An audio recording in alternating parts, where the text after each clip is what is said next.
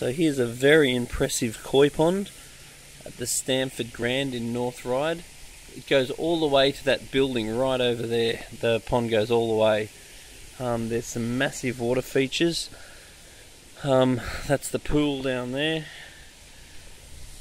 The pond's getting renovated at the moment. It's got a big grotto style waterfall. Basically gives all these units water views. It's got a walk through grotto. There's a waterfall.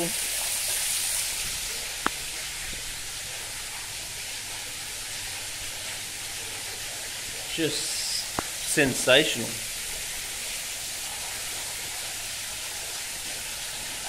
Really worth seeing. If you want a beer and you're in the North Ryde area, popping into the Grand Stamford just to see this place, it's just awesome. Personally, I think they should drain it and fill it up with reef sharks. I reckon that'd be pretty awesome. Really something special. The water goes right underneath this walkway that I'm on right now.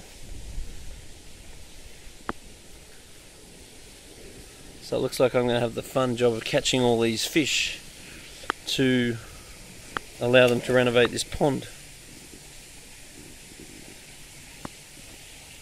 Astounding.